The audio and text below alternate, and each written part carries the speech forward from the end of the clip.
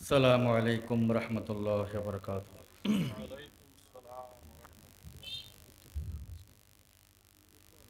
أعوذ بالله من الشيطان الرجيم.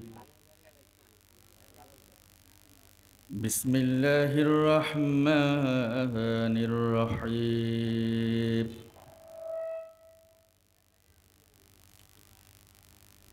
أفمن كان على بينة من ربه ويتلوه شاهد منه ومن قبله كتاب موسى إماما ورحمة أولئك يؤمنون به ومن يكفر من الأحزاب فالنار موعده فلا تكن في مرية منه الحق من ربك ولكن أكثر الناس لا يؤمنون صدق الله العظيم. বাংলাদেশ জামায়াত ইসলামী হাগরিয়া ইউনিয়নের 2 এবং 3 নং ওয়ার্ড কর্তৃক আয়োজিত আজকের প্রীতি সমাবেশের সম্মানিত সভাপতি, উপস্থিত আমন্ত্রিত উলামায়ে কেরাম, ইসলাম আন্দোলনের বিভিন্ন স্তরের নেতৃবৃন্দ, আমার সামনে উপবিষ্ট দিনদার ইমানদার, আল্লাহর দিন প্রতিষ্ঠার পথে অগ্রগামী ভাইরা, আসসালামু আলাইকুম রহমতুল্লাহ বরকাতুহু। আল্লাহ রাব্বুল আলামিনের হাজার শুকর আদায় করছি যে মহান মাবুদ আমাদেরকে একটা মুক্ত পরিবেশে অনেক দিন পর হাগরিয়ার ভাইদের সাথে একটু বসার, কিছু কথা বলার, মত বিনিময় করার সুযোগ দান করলেন। আমরা আল্লাহ তাআলার কাছে শুকর আদায় করি, আলহামদুলিল্লাহ। প্রিয় হাজিরিন, আমি প্রাসঙ্গিক আলোচনায় না আগে আপনাদের সম্মুখে যে আয়াতটা পড়েছি সূরা হুদের 18 নম্বর আয়াত। সূরা হুদ মক্কি সূরা। এই সূরাটা মক্কায় নাজিল হয়েছে। হুদ আলাইহিস সালাম একজন পয়গম্বর, যিনি আদ জাতির পয়গম্বর। আদ জাতির এলাকাটা হচ্ছে বর্তমান সৌদি আরবের সবচেয়ে বড় তেল খনি, যেখানে আছে রুবি আল খালি। গোটাটা মরুভূমি হয়ে গেছে। পৃথিবীর সবচেয়ে বড় অয়েল ফিল্ড এখানেই আছে। আদ জাতি এটা হচ্ছে হযরত নূহ আলাইহিস সালামের পরবর্তী প্রায় 6ষ্ঠ বংশধর। তাদের জন্য আল্লাহর পক্ষ থেকে যে পয়গম্বর অবতীর্ণ হয়েছিল, নাজিল হয়ে আসছিল, হযরত হুদ আলাইহিস সালাম।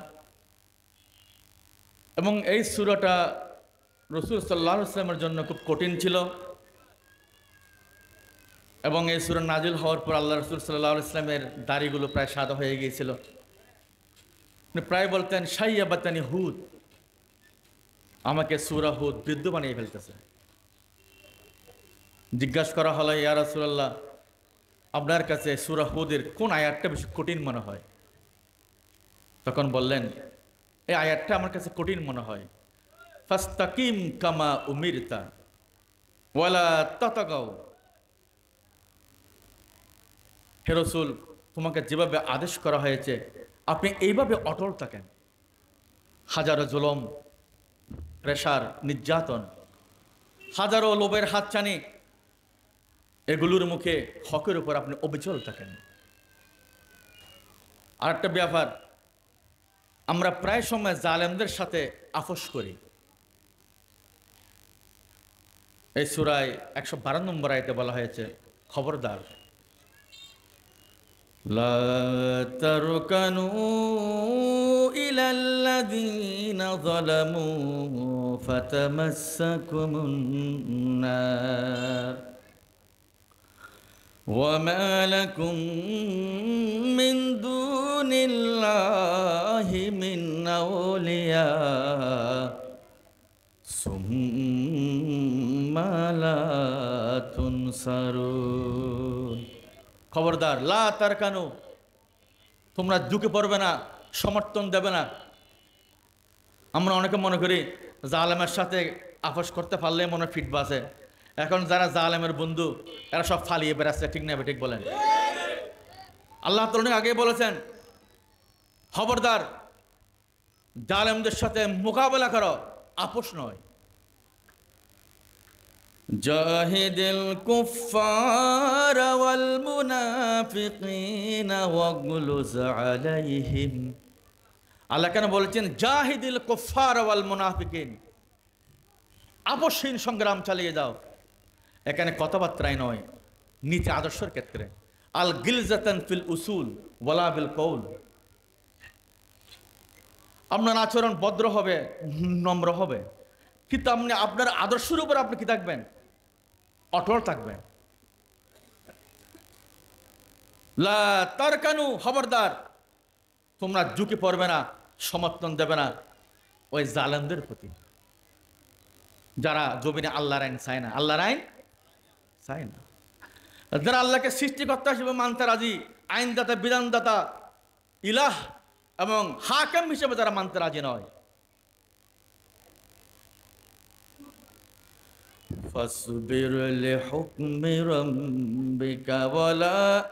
فاصبر لحكم ربك ولا تطع منهم آثما أو كفورا সূরা ইনসান আল্লাহ তাআলা বলেন অবস্থা যত খারাপ হোক কঠিন হোক খবরদার পাপিষ্ঠ খোদাদ্রোহী সীমালঙ্ঘনকারী আল্লাহর আইন আল্লাহর প্রভুত্ব অস্বীকারী নেতৃত্বের তোমরা আনুগত্য করতে পারবে না ওয়ালা তুতি মিনহুম আসিমান আও কাফুরা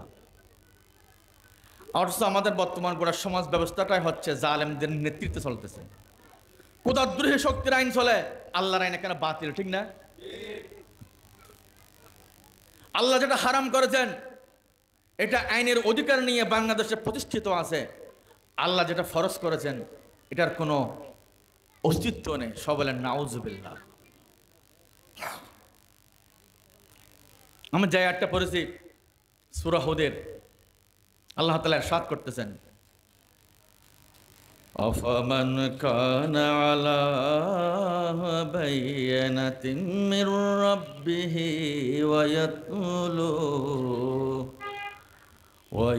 ওয়ায়াতলুহু শাহিদুম মিন যে ব্যক্তি সুস্পষ্ট দলিলের উপর প্রতিষ্ঠিত আছে এবং যারা আল্লাহর কিতাব তেলাওয়াত করে মানুষকে শোনায় আল্লাহর কিতাবের কথাগুলো মানুষের কাছে পৌঁছায় এরা হচ্ছে আল্লাহর সাক্ষী হার সাক্ষী শাহিদুম মিন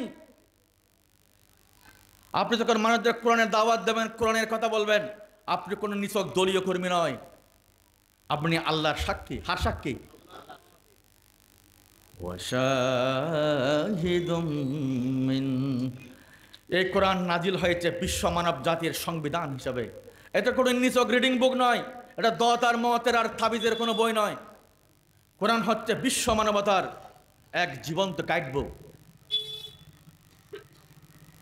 এবং এই মানব জাতিকে ধ্বংস হবে না কল্যাণের পথে আসবে তার জন্য চূড়ান্ত সাবধানকারী হচ্ছে আল কোরআন চূড়ান্ত সাবধানকারী কি আল কোরআন নাজির ও বাশীর এটা হচ্ছে নাজির তোমরা আল্লাহর কাছে ফিরে আর না আসলে তোমাদেরকে জাহান্নামের শাস্তি দুনিয়া থেকে ভোগ করতে হবে আজকের যে সারা পৃথিবী মহাযুদ্ধের প্রতীক্ষায় রয়েছে আজকে মানুষের লাশগুলো খণ্ড বিখণ্ড হয়ে যাচ্ছে আজকে 10 তলা 20 তলা বিল্ডিংগুলো সব রাবিশে পরিণত হচ্ছে কারণটা কি কারণ মানব জাতি আজ আল্লাহকে তাদের প্রভু হিসেবে মানতে রাজি নয় মানব জাতি আজ আল্লাহর কিতাবের আইন জমিনে কায়েম করে নতুন সমাজ এবং সভ্যতা গঠন করতে রাজি নয় তারা তাগুতের গোলামি ওই পাশ্চাত্য সভ্যতা খোদাহীন godless western civilization and culture, এদের প্রভুদের তারা গোলাম হতে রাজি আছে, আল্লাহর আইনকে তারা জীবনে অনুসরণ করতে রাজি নেই। ঠিক না ঠিক বলেন?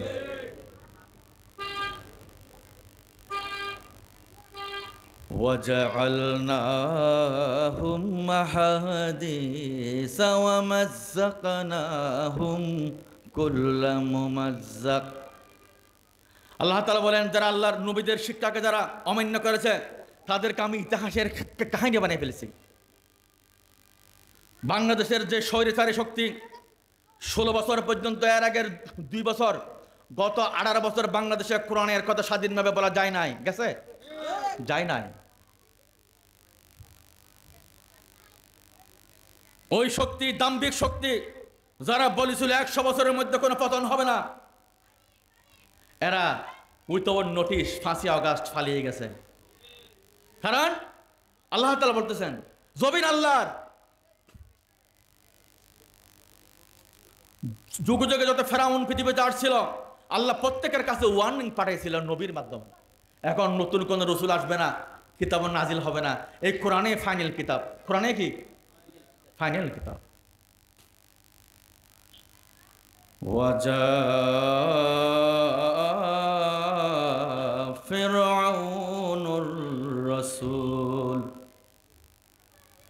ফেরাউনের কাছে রসুল প্রেরণ করা হয়েছিল, কিন্তু সেই রসুল মানে নাই।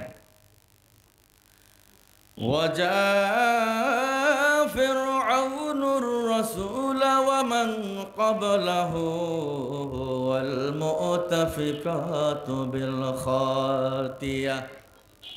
এবং অনেক জনপদ যাদের কাছে রসুল প্রেরণ করা হয়েছে, এরা রসুলের আদর্শ শিক্ষা আসমানি কিতাবকে তারা গ্রহণ করে নাই। এরা বাপ দাদার 14 গোষ্ঠীর ওই প্রচলিত ধর্মকে তারা প্রাধান্য দিয়েছে ওহির শিক্ষার উপরে। আল্লাহ তাআলা বলেন, আমি তাদেরকে কি করে ফেললাম? আখাযাতার রাবিয়া, সূরা কামরের মধ্যে আছে, তাদেরকে আমি কঠিন শাস্তির মাধ্যমে নিচ্ছিন্ন করে দিলাম।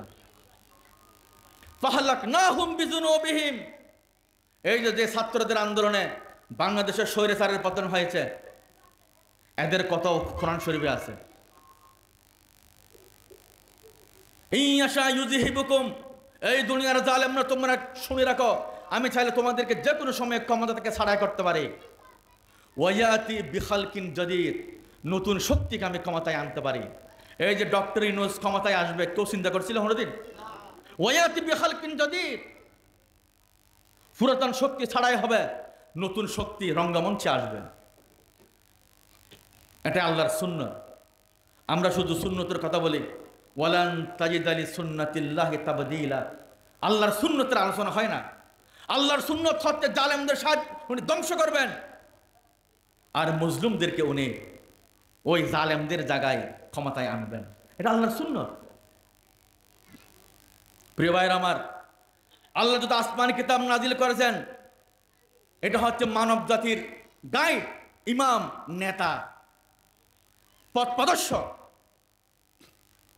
নিছক প্রতিষ্ঠানে কোনো রিডিং পড়ার জন্য, গবেষণা করার জন্য, সোয়াবের জন্য, খতম করার জন্য কোরআন কিতাব নাজিল হয় নাই। আল্লাহ তাআলা বলতেছেন, ওয়া মিন ক্বাবলিহি কিতাবু মূসা ইমামান ওয়া রাহমা, আমি এর আগে মূসা আলাইহিস সালামকে তওরাত দিয়েছিলাম, আর ওই তওরাত হচ্ছে ইমাম ওয়া রাহমা। আল্লাহর কিতাব, আসমানি কিতাব হচ্ছে ইমাম। ইমাম মানে কি? নেতা। ইমাম মানে পথ প্রদর্শক, ইমাম মানে গাইড, ইমাম মানে পরিচালক। এখন আমরা কোরআনকে ইমামের আসনে দিই নাই বলেই আজ গোটা উম্মতের অধঃপতন হয়েছে। আমরা বিভিন্ন জালেমদেরকে ইমাম মানি। ওয়া মিন ক্বাবলিহি কিতাবু মূসা ইমামান ওয়া রাহমা, এই কোরআন হচ্ছে মানব জাতির। তাহলে মূসা আলাইহিস সালামের কিতাবকে মনসুখ করেছে যে কিতাব, এটা হচ্ছে আল কোরআন। হ্যাঁ, কোরআন নাজিল হওয়ার পরে এই পৃথিবীর আর কোন কিতাব আছে না। এটা সূরা আহকাবের 11 নম্বর আয়াতে বলা হয়েছে। কিতাবের স্ট্যাটাসটা কি? আল্লাহ তাআলা যে আসমান থেকে কিতাব নাজিল করেছেন, ওই কিতাব নাজিলের মূল উদ্দেশ্য কি? তার পরিচয় কি? তার অবজেক্টিভ কি? وَمِن قَبْلِهِ كِتَابُ مُوسَى إِمَامًا وَرَحْمَةً وَهَذَا كِتَابٌ مُصَدِّقٌ بِلِسَانٍ عَرَبِيٍّ। আর আমি কোরআন নাজিল করেছি আরবি ভাষায়। কোন ভাষায়? বিলিসানিন আরবি। আর জায়গা আছে বিলিসানিন আরবিয়্যিন মুবিন। কোরআন নাজিল হয়েছে সুস্পষ্ট, সরল, বোধগম্য, সবার জন্য সহজ আরবি ভাষায়। পৃথিবীর যে কোনো ব্যক্তি চাইলে এই ভাষা শিখতে পারে। এখান থেকে সৌদি আরব গিয়ে এখানকার সাধারণ মানুষেরা যারা কোনো মাদ্রাসা স্কুলে পড়ে নাই, এরা 6-7 মাসের মধ্যে ভালো আরবি কথা বলতে পারে। না আরবি মুবিন। ওয়াহাদা কিতাবুম মুসাদ্দিক। এই কোরআন হচ্ছে অতীতের সমস্ত কিতাবের মুসাদ্দিক, সত্যতা, শিক্ষা ধারণকারী। অতীতের যত কিতাব পৃথিবীতে নাজিল হয়েছে, ওই কিতাবগুলো শিক্ষা যা ছিল সবগুলো কোরআনের মধ্যে সন্নিবেশিত আছে। বিলিসানিন আরবিয়্যিন লিয়ুযিরাল্লাযীনা যালামু ওয়া বুশরা লিল মুহসিনিন। দেখেন কোরআন নাজিল হয়েছে লিয়ুযিরাল্লাযীনা যালামু, দুনিয়ার জালেম, স্বৈরাচারী, কুতাদ্রোহী, অহংকারী নেতৃত্বকে সতর্ক দেওয়ার জন্য। সবাই বলেন সুবহানাল্লাহ। বাংলাদেশে যারা কোরআনের তাফসীরে বাধা প্রদান করছিল, আজ তারা সবাই পলাতক। সবাই কি? বাংলাদেশের গোটা পৃথিবীর ইতিহাসে কোনো নজির নাই। 300 জন এমপি একসাথে পালিয়ে গেছে, ঠিক না? সমস্ত উপজেলা চেয়ারম্যান, ভাইস চেয়ারম্যান একসাথে, মিসকিন ভিখারি একসাথে। কি আর কোরআন বলতেছে এই কোরআন নাজিল হয়েছে লিয়ুযিরাল্লাযীনা যালামু, দুনিয়ার জালেম, কুতাদ্রোহী, অহংকারী, স্বৈরাচারীদেরকে চূড়ান্ত নোটিশ দেওয়ার জন্য। চূড়ান্ত নোটিশ দেওয়ার জন্য। তোমাদের পতন সন্নিকট। তোমাদের পতন কি? Great danger signal number 10 is waiting for you.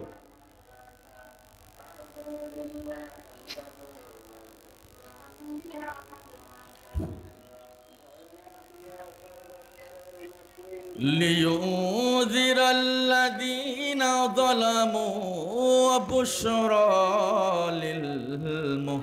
للمحسنين।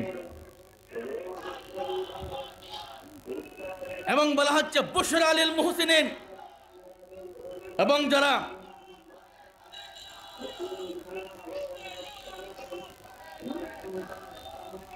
কেন বলা হচ্ছে ওয়া বুশরা লিল মুহসিনিন, যারা আল্লাহর কিতাবকে কায়েম করার জন্য জানমালের কুরবানি করবে, যারা তাগুতের মোকাবেলায় হকের সাক্ষ্য দেবে, তাদের জন্য সুসংবাদ নিয়ে এসে চাল কোরআন। আর জালেমদের জন্য মহাধ্বংস, আল্লাহর অভিশাপের লানত, দুনিয়ায় এদের পতন আর পরাজয়, এটার দুঃসংবাদ নিয়ে এসেছে আল কোরআন। এই কোরআন নিছক কোনো খতম করার কিতাব নয়, এটা কোনো তাবিজের বই নয়। এই কোরআন হচ্ছে এক বিপ্লবের রাহবার, বিশ্ব বিপ্লবের এক গাইড বুক, বিশ্ব সমাজ পরিবর্তনের এক পথ নির্দেশিকা। وَمِن قَبْلِهِ كِتَابُ مُوسَى إِمَامًا وَرَحْمَةً وَهَذَا كِتَابٌ مُصَدِّقٌ لِسَانًا عَرَبِيًّا لينذر الذين ظلموا وبشرى للمحسنين। দেখেন এখানে দুটো কথা বলা হয়েছে, একটা নেগেটিভ, একটা পজিটিভ, একটা ইজাবিয়ুন, একটা সালবিয়ুন। লিয়ুযিরাল্লাযীনা যালামু, এই কোরআন প্রথম বলা হতো ওই জালেমরা, দুনিয়ার জালেমরা, কুতাদ্রোহী শক্তিরা, ওই কোরআনের শত্রুরা তোমাদের জন্য এক মহা ধ্বংসের বার্তা নিয়ে এসে চাল কোরআন। হয় আল্লাহর দিকে সারেন্ডার করো, আল্লাহর কাছে সারেন্ডার করো, না হলে ধ্বংসের জন্য রেডি হও। এটাই কোরআনের দুঃসংবাদ জালেমদের জন্য। আর ওয়াবুশরা লিল মুহসিনিন, ওয়াবুশরা লিল মুহসিনিন, যারা সৎকর্মশীল, যারা আমল সালেহ করে, যারা আল্লাহর ফরজগুলো আদায় করে, আল্লাহর হারাম থেকে যারা বাঁচার চেষ্টা করে, এবং যারা আল্লাহর ওই দিন কায়েম করার জন্য জালমানের কোরবানি করে, এদের জন্য সুসংবাদ। অবশ্যরা লিল মুহসিনিন। ومن قبله كتاب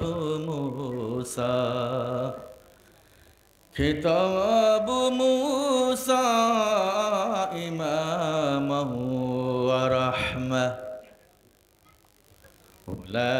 أولئك يؤمنون به। প্রিয় ভাইরা আমার, আমাদেরকে কোরআনের আয়াত বুঝতে হবে।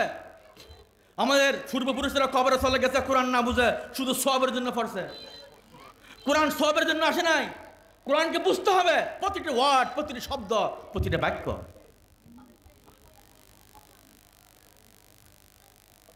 কুরআনান আরাবিয়্যান লাআল্লাকুম তা'কিলুন।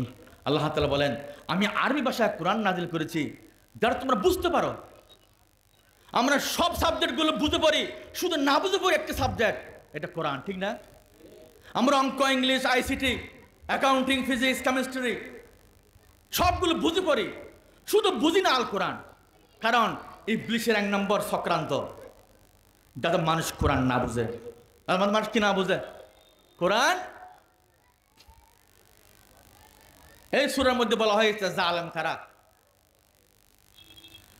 আলা লা'নাতুল্লাহি আলায যালিমিন আল্লাযীনা ইয়াসুদ্দুনা আন সাবিলিল্লাহ।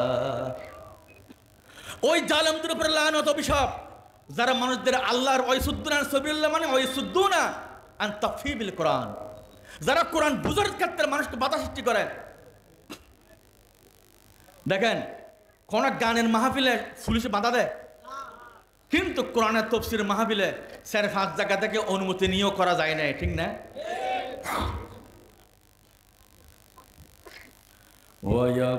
ওয়ায়াবগুনাহা ইওয়াজা, যারা কোরআনের পথে, কোরআনের সমাজ কায়েমের পথে, কোরআনের দাওয়াতের পথে শুধু বাধা সৃষ্টি করে, এবং যারা কোরআনের কাজ করে এদেরকে রিমান্ডে নেয়, এদেরকে মামলা দেয়, হামলা করে, ঠিক না? এগুলো সব ওয়ায়াবগুনাহা ইওয়াজা।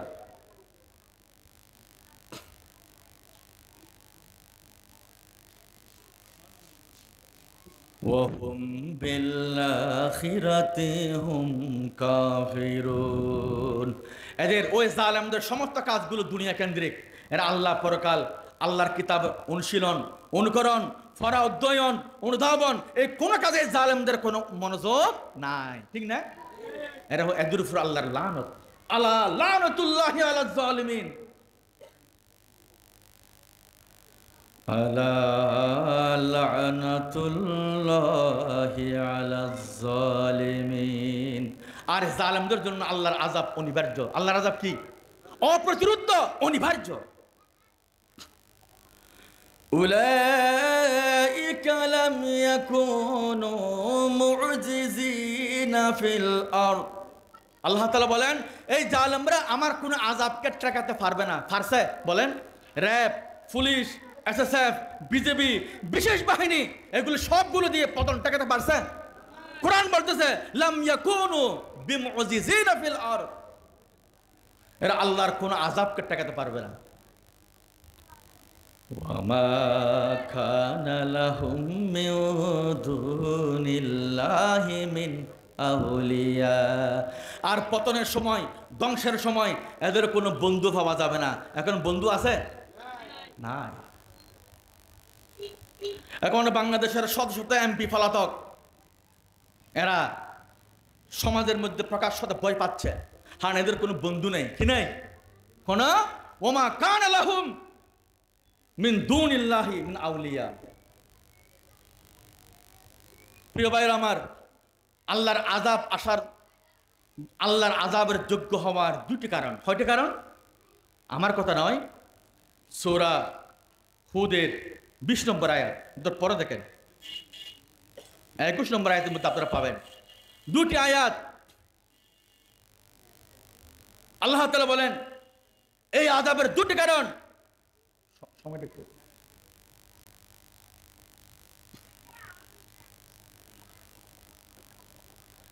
يضاعف لهم العذاب يضاعف لهم العذاب। তাদের জন্য আযাব ডবল। আযাব কি? দুনিয়াতেও আযাব, মৃত্যুর পরেও জাহান্নাম। কারণ মা কানু ইস্তাতিউনা সামআ, তারা নেতার ভাষণ শুনতো কিন্তু কোরআন শুনতে রাজি নাই। কি শুনতে রাজি নাই? এরা নেত্রীর ভাষণ শুনে, হিন্দি গান শুনে, দুনিয়ার যে কোনো মানুষের বক্তব্য শুনতে রাজি, কিন্তু কোরআনের তাফসীর, কোরআনের বক্তব্য তারা শুনতে কি নাই রাজি। ওয়ামা কানু ইউবসিরুন, এবং তাদের চোখ দিয়ে সিনেমা থেকে শুরু করে ব্লু ফিল্ম সবগুলো দেখে, কিন্তু তারা কোরআন দেখতে রাজি নেই, ঠিক না? কোরআন বলতেছে ইউদাআফ লাহুমুল আযাব, এদের জন্য ডবল শাস্তি। কারণ মা কানু ইস্তাতিউনা সামআ, তারা আল্লাহর তাওহীদের কথা, কোরআনের কথা, আল্লাহর দ্বীনের নির্ভেজাল বক্তব্যগুলো তারা শুনতে রাজি নেই। ওয়ামা কানু ইউবসিরুন, এবং তারা এই কোরআনকে চোখে দেখতে রাজি। যেই আল্লাহ আমাদের চোখ দিলেন, ওই চোখ দিয়ে আছে আমরা কোরআন দেখি না। প্রিয় ভাইয়ের আমার, আসুন আজকের এই প্রীতি সমাবেশ সার্থক হবে আমরা কোরআনকে বুঝে পড়ার। গোটা কোরআন আমি প্রতিটা আয়াত শব্দ বুঝে বুঝে পড়ব, এবং ওই কোরআন বুঝে পড়ার পরে কোরআনের প্রতিটা আয়াতের উপর আমরা নতুন করে ঈমান আনব। আল্লাহ তাআলা আমাদের সবাইকে আজকে যে আলোচনা হয়েছে এরপর আমল করার তৌফিক দান করুন। ওয়া আখিরু দাওয়ানা আনিল হামদুলিল্লাহি রাব্বিল আলামিন। আসসালামু আলাইকুম ওয়া রাহমাতুল্লাহ।